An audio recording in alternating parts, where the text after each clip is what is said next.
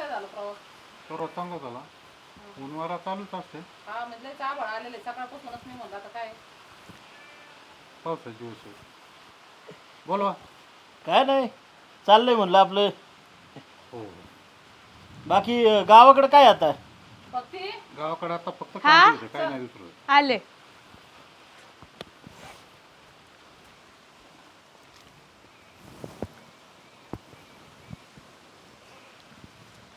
नाही कांद्याचं आहे खरं, पण पाणी पुरलं पाहिजे. पाणी जिजले पाणी बेकारी काय? हाय होय. हो मग यंदा मजा आहे तुमची. घेऊन येलं पाणी आहे अजून. चहा चांगला झालाय.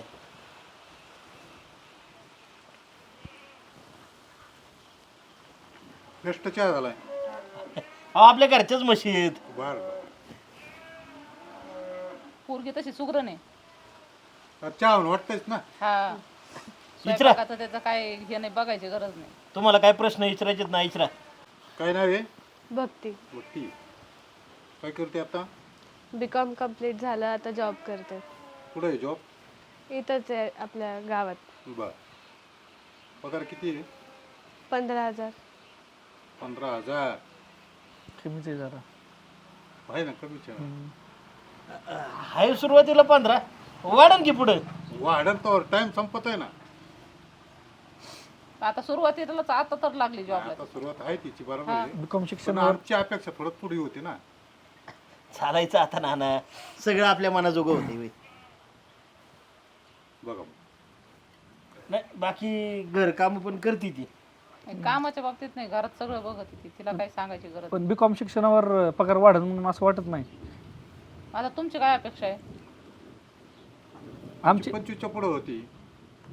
25-30 हजार तरी.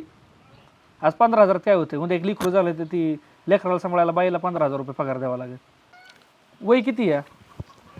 28. आणि बीकॉम आता कम्प्लीट झालं मग 28 वय कसं काय? ते मध्ये जरा 12वी नंतर गॅप पडला होता. मॉलमध्ये होते जॉबला आणि त्यानंतर परत आता शिक्षण पूर्ण करून मग आता जॉब चालू केलाय. जवळपास आपण सारखेच वयाचे इथं. मला वाटलं होतं जरा लहान असशील. मग आपले विचार कसे जोडायचे?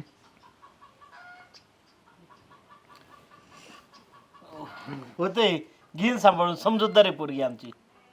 घेतलं तर बरंच आहे. तब्येत कमी करावं लागेल. हा तब्येत थोडी कमीच करावं लागेल. आता काय माहिती का, होईल का कमी थोडी? आता 16 तास एका जागेवर बसून काम केल्यावर कसं होईल कमी? वयाचं काय नाही, चल तब्येतीचं काय नाही, पण माझी 25,000ची अपेक्षा होती. मी एक काम करू, जेव्हा तुला 25,000 पगार होईल ना तेव्हा लग्नाचं बघू. आणि तेव्हा वय निघून गेला असेल ना. कसं आता काय? तुमचा आणि आमचा पगार मिक्स होऊन होईलच ना तेवढे, मग त्यात घर चालतच ना आपलं. तसं नाही, तुझ्या पगारावर घर चाललं पाहिजे, माझा पगार मागं पडला पाहिजे. तर कशाला मागं पडला पाहिजे? अरे स्वप्न असतात काही, 4 व्हीलर 3 BHK फ्लॅटचं असं स्वप्न असतं ना. आणि माझा पगार मग मी द्यायचा सगळ्या घराला. हा घर खर्चात वापरून टाकायचं, माझा पगार आहे असं मागं राहीन. आणि मग घरची कामं कोण करणार? मी जर कामाला जाईन तर घरची कामं कोणी करणार म्हणजे तोच करायची. मी का करेन? मी जॉबला पण जाणार आणि घरची कामं मी का करेल? मग घरची कामं कराय का मी काय गरगडी काय? आता मला कमी पगार आहे म्हणून मी घरची कामं करणार. तुम्हाला किती पगार आहे असा? हो बघितलं काय ना ना, ही पोरगी आताच पगार राहायला लागली. उन्हाच्याला पैसे पगाराचं कुठे गेलं काय कुठे गेलं, उन्हाच्याला म्हणे दारू पिती काय खातोय का काय, हे कुठं ना तिला आधी सांगा समजून, नाही तर मला लग्नच करायचं नाही. किती आहे असा पगार? 20,000 रुपये. बघितलं, ह्यांना पण 20,000 पगार आहे आणि माझ्याकडून अपेक्षा आहे 25,000 पगाराची. ह्यांना घरात कामवाली पण पाहिजे, दिसायला चांगली पण पाहिजे, हिरोईन सारखी दिसली पाहिजे पोरगी. सगळं कसं एकदम भेटू शकतं? दरवेळेस असंच चालू आहे हे. प्रत्येकाला स्थळ असंच म्हणतंय. काय करायचं मग आम्ही? प्रत्येक स्थळाला राग माझ्यावर कशाला काढता? मी माझं चांगलं IT शिक्षण झालंय, आता जॉबला लागलोय, त्यांना मला पण पुढे पगार चांगला. हा मग आमचं पण तेच आहे ना. मी पण आता जॉबला लागलेत, मला पण पुढे पगार होईल ना चांगला. मग माझ्या बाजूने पण विचार करा ना. म्हणजे तुमचं ते खरं, आमचं काहीच नाही. एकतर नाना ह्या पुरीची तब्येत जास्त आहे, तिचं वय वाढत चाललंय आणि ह्यातून ह्याला पगार कमी, बोलताना उरफाटा बोलती. त्यामुळे मी सांगतोय स्पष्टपणे, आपला नाकार आहे हिच्या लग्नाला. हिच्यासोबत लग्न करायचं नाही मला. मलाच नाही करायचं लग्न. तुमच्या सारख्या विचारांच्या लोकांना सगळ्यांना लग्न करून मला स्वतःची लाईफ बरबाद नाही करायची. मी हाय तशीच राहीन. आता शेवटी तुमचा निर्णय या ना ना. हिच्यावर लग्न केलं ना रोज घरात भांडी आपटते, भांडी पण मला घासावं लागते. आणि एवढं बोलती, हा नाही पण मागं पुढं बघायची नाही. पुरी अबे एवढं बोलतात का कुठं? हा प्रत्येक गोष्टीला उलट नसतं बोलायचं. तात्या हे बघा, आतापर्यंत 20-30 स्थळं आणली तुम्ही, मी प्रत्येकांसमोर शांत बसले की नाही, सगळं ऐकून घेतलं की नाही? मी दरवेळेस का सहन करायचं? दरवेळेस यांचं हे अगं थोडं? चालायचं पोरगी आहे तू, जरा ऐकून घ्यावं माणसानी. किती ऐकून घ्यायचं, ऐकून घेऊन मी जर माझ्या मर्जीने केलं असतं तरी तुम्हाला पटलं नसतं. आता तुमच्या मर्जीने चाललं तर हे असं आहे. पाहू आधी 25 स्थळं आले तुला, 30 ती स्थळं त्याचा राग आमच्यावर काढी ती काय? इतक्या आगाऊ पोरगी कसं हिचं लग्न जमन? आपल्याला नाही करायचं. नाही करायचं, आपलंच गाडी दोंडा बांधायचा होता यांना. दरवेळेस हे चाललंय तुमचं. दरवेळेस तुम्ही ना कोणत्या ना कोणत्या मुलाला आणून बसवता, मला असं ठोम्यागत बसवता नुसतं. त्यात सगळं मला ऐकून घ्यावं लागतं आणि दरवेळेस माझा अपमान होतो. काय का बस, मी सहन केलंय ना, मला त्रास होतो ना. आई बाबा तुम्हाला कळत कसं नाही तात्या? मग काय करायचं आता? तशीच राहते काय? मी तसंच राहील, पण असं सहन नाही करणार दरवेळेस. अगं पण वय वाढत चाललंय, कुठंतरी हा म्हणावंच लागेल ना. मग मी काय मरू का? मारून टाका मला एकदाच, नाही तर आता मारून टाकायचं काय याच्यात? पण तुझी काय घुसमट होती, तुझ्या काय इच्छा आहेत मग? आता हे दरवेळेस आलेलं स्थळ एवढंच म्हणतं, आमच्या ह्या इच्छा आहे, त्या इच्छा आहे. अरे मला कुणीतरी काहीतरी विचारा ना, माझ्या काही इच्छा आहेत का नाही?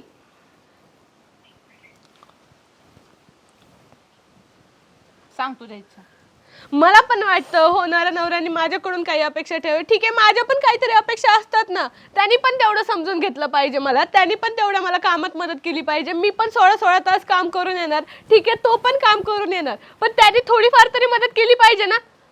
त्यांचं दरवेळेस असंच आहे, बाहेर पण काम करायचं, घरी पण काम करायचं, सगळीकडे कामच करत राहायचं का? जगायचं कधी? मी आत्ता बोलायला लागले म्हणून तुम्हाला लगेच त्रास झाला ना?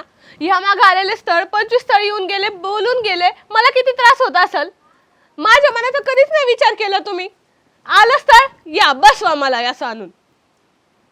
मला सगळं विचारतात तुम्ही. त्यांना विचारलं का शिक्षण किती आहे, त्यांचा पगार किती आहे? माझ्यापेक्षा फक्त 5,000 जास्त आहे त्यांना पगार, आणि त्यांचं म्हणणं आहे की मला सगळंच पाहिजे, मला सगळंच आलं पाहिजे. त्यांना विचारलं का त्यांना स्वयंपाक येतोय का? आता पोरांनी कुठं स्वयंपाक करतात का? हा, मग पोरीने सगळं करायचं. मग पोरीने बाहेर जॉब करतात का? आपल्या पूर्वजांची विचार आहेत ना, पोरी बाहेर पडतात का, जॉब करतात का? आता ते पण पाहिजे, जॉब पण केलं पाहिजे. मग ठीक आहे, घरी बसतो आम्ही, घर काम करतो दिवसभर. आता शहरात राहायचं मला, जॉब तर दोघाला करावं लागेल ना. मग दोन्ही पाहिजे त्यांना. काय पुरी, लग्नामध्ये थोडं आपल्याला बी झुकतं माप घ्यावं लागतं कधी कधी. सगळ्या गोष्टी आपल्या म्हणण्याप्रमाणे होत नसतात. अगं संसार अख्खा तडजोडी चाललाय. तुम्ही तुमची तडजोड केली तर जुळून येईल ना. अहो, मग तडजोड फक्त महिलांनी किंवा स्त्रियांनी का करायची? पुरुषांना का नाहीये ती तडजोड? का नाहीये त्यांना तसं काही? मग आता ह्यांनी काय करावं अशी तुझी इच्छा आहे? माझी काही इच्छा नाहीये, त्यांनी पण मला समजून घेतलं पाहिजे ना. मला ते काय बोलले, पगार जास्त पाहिजे. आता ह्यांना पण कमी आहे, मी ह्यांना काही बोलले? आता आई बाप दरवेळेस म्हणतात परक्याचं धन आहे, आणि सासरी गेलं तर म्हणतात बाहेरून आली. मग आम्ही आहोत तरी कुठल्या? ना पोरगी लय परखडपणे ही बोलती या, मला हिच्याबरोबर लग्न करायचे. तिची इच्छा असेल तर संसाराचा गाडा आपण दोघं मिळून ढकलवतोय जिथपर्यंत तिथपर्यंत. थोडं तू समजून घे, मी थोडं समजून घेईन. आता जॉब करायचं म्हणल्यावर समजून तर घ्यावंच लागेल ना. बघा, तुमची इच्छा असेल, एवढं झालंय आता, तर मी तयार आहे. आणि तिची इच्छा असेल तर चालेल. पसंत झालं, हा बघा बरोबरीने झालं. नाही मग तिचं तर कुठं काय चुकलंय? आज इथं आम्ही इतक्या म्हातारे झालो तर आमच्या नावावर काही प्रॉपर्टी नाही, मग ती तर काय बोलते चुकीचं? हा, मग आता तुझ्याच नाव करीत बसतो. अहो पण ती जगाची जगरीत आहे. काय म्हातारपणापर्यंत बायांच्याच नावावर काही ऐका नसतं. ती की बरोबर बोलती ना. तुमचं घ्या तुम्ही, काय आहे ते तुमचं बोलून. आता आमचं काय पसंत झालं, पहिल्या घासाला ती इतकं भारी बोलली, आता मला माहिती इथून पुढे ती प्रेमानेच घेईन. ती कंटाळली ना एवढेच, हे एवढे मागणे तिला घेऊन आले, सगळ्या समोर बसवायचं, त्यांनी रिजेक्ट करायचं. मग तिचं काहीतरी मत असं ना, ते कधी ऐकून घेतलं का तुम्ही घरात? कधी विचारलं का बाई तुला काय आहे, तुझ्या अपेक्षा काय आहेत? जाऊ दे, तुझं अपेक्षा काय मला सांगतात का होणाऱ्या नवऱ्याला सांगतात? बापाने विचारायला पाहिजे ना. काय मामा जाऊन दे, जाऊन नका तुम्ही भांडणं करू. झालं तर आलाय तिचा होकार, तिच्या पण मनाजोगं वागायचा मी प्रयत्न करीन. ना कसं करायचं, काय बोलून घ्या यांच्या बरं. आता हा म्हणल्यावर काय प्रश्न राहिलाय? चालतंय. आपण आता एवढं बांधलंय, लग्नानंतर भांडू नका म्हणजे झालं. नाही तर आमच्या डोक्याला परत ताप व्हायचा. नाही तेवढं बांधायचं तेवढं आधीच बांधून घेतलं तुमच्या पोरीने.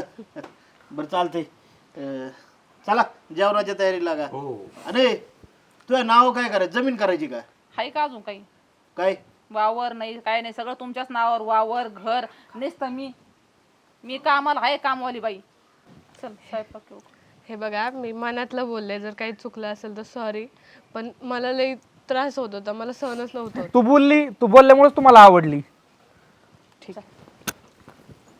आणि गोडधोड नका लय करायला लाव, जणकी पंकी करा जरा. तुमच्या बायकोचं नाव किती एकर आहे हो? 5 एकर आमच्या बायकोचं नावावर 2 एकर आहे, माझ्या 4 एकर आहे. असं आहे का? असं करायचं असतं. आता तुम्ही मला सांगा, उद्या काय झालं मला हा तर ही जमीन माझी कोणाला मिळणार आहे? त्यांना मग काय नाव करायची गरज आहे? खातं फोड काय फुकट होती का? पैसे बिशे नाही लागत का? लागले. यांना नुसतं बोलता येतं पण त्याच्या मागच्या अडचणी नाही समजत. नका म्हणाव घेऊ. त्याची एकच अडचण समजली त्यांनी, काय अनुदान मिळत नाही त्यांना. असं आहे का? हो 2000 रुपये ते. चालायचं आता. त्यांना कुठं डोकी चालतात आपल्याला काय माहिती. त्यांनी बारीक बघितलं, आपण बघितलं नाही ना. जाऊ दे, चला वावर दाखवून येतो तुम्हाला. चला. अयो.